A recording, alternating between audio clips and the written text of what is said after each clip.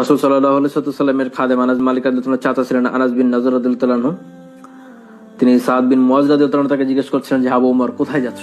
আনাস রাদিয়াল্লাহু আনহু বললেন যে সাদ, উহুদ পর্বতের পেছন থেকে আমি জান্নাতের সুঘ্রাণ পাচ্ছি, তাই সেদিকে ছুটছি। তো উনি সামনে অগ্রসর হন।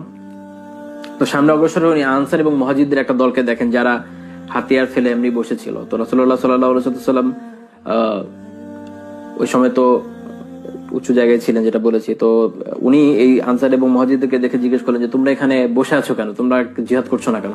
তো তারা বললেন যে রাসূলুল্লাহ সাল্লাল্লাহু আলাইহি ওয়াসাল্লাম নিহত হয়েছে, তারপরে জীবন দিয়ে মানে আল্লাহ রাসূল মারা গেছেন, নিহত হয়েছেন, শহীদ হয়েছেন, তো এই জন্য তারা আর কেউ লড়াই করছে না। তো তিনি একটা কথা বলেছেন যে যদি আল্লাহর রাসূলই বেঁচে না থাকে তোমরা বেঁচে থেকে কি করবে এই দুনিয়ায়?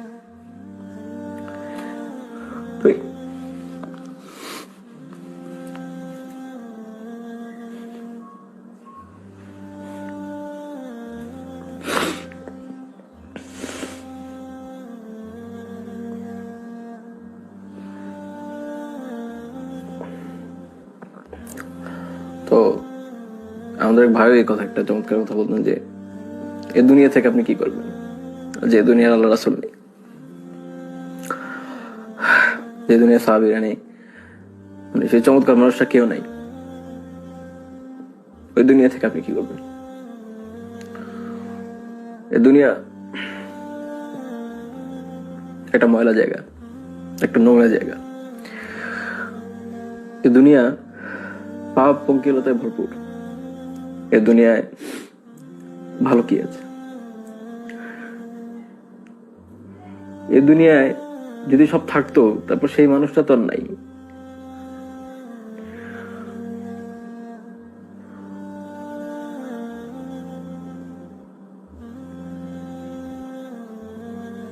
যে মানুষটা একথা আয়েশা রাদিয়াল্লাহু আনহা যেমন বলেছেন যে কোন এক পূর্ণিমার রাতে আমি চাঁদের দিকে একবার আর আল্লাহ রাসূলের দিকে একবার তাকিয়েছিলাম। আমার কাছে মনে হয়েছে আল্লাহ রাসূল চাঁদের থেকে অনেক অনেক সুন্দর। তো সেই সুন্দর মানুষটাও তো নাই, সেই সুন্দর সময়টাও নাই যিনি আপনাকে আপনার পিতা মাতা বা যে কারোর থেকে সবচেয়ে বেশি ভালোবেসেছেন, আপনার কল্যাণের জন্য সর্বাত্মক চেষ্টা করেছেন। সে রাসূলুল্লাহ সাল্লাল্লাহু আলাইহি ওয়াসাল্লাম তো দুনিয়াতে নাই। তো এই দুনিয়াতে থেকে কি করবে? بين الرجاء والخوف قلبي طائر